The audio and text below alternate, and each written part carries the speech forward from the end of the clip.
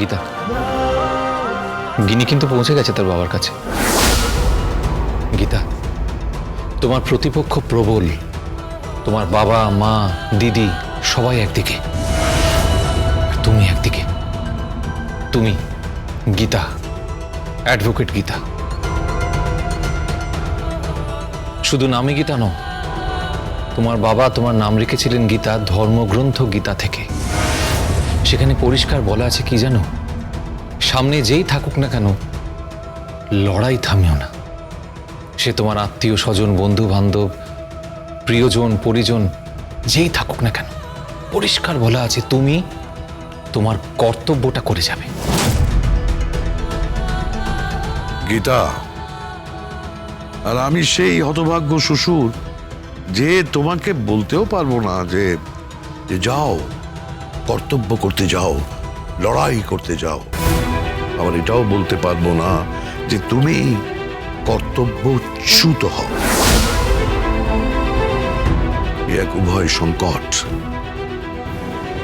না, তোমার যেমনটা মনে হয়, তোমার যেমনটা ইচ্ছে করে তুমি তেমনটা করো। যদি কোর্টে তোমার পিতৃ স্নেহ জেগে ওঠে, তুমি পিতার কাছে ফিরে যাও, তখন না হয় আমি নিজের লড়াই আমি নিজে লড়ব। কিন্তু যদি তুমি মনে করো যে তোমার মনের মধ্যে, তোমার ভেতরে তোমার উকিল সত্তাটা, অ্যাডভোকেট গীতা LLB উকিলটা জেগে উঠেছে, তাহলে লড়াইটা সেই উকিলের মতো করো। চলো।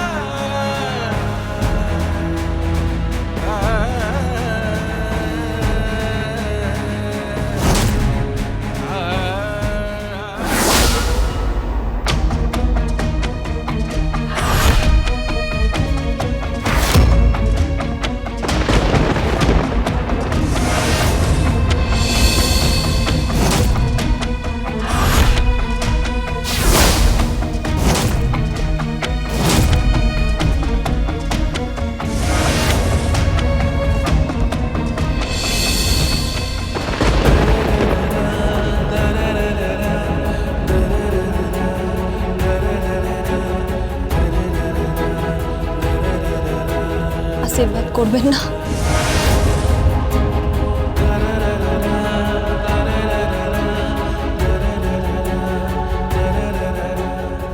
আশীর্বাদ করি,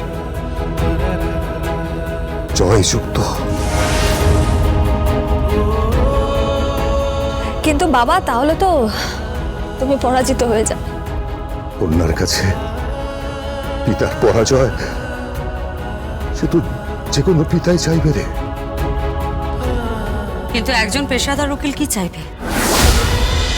গীতা LLB সোম থেকে রবি প্রতিদিন সন্ধ্যে 6:30টায় স্টার জলসায় ও জিও হটস্টারে।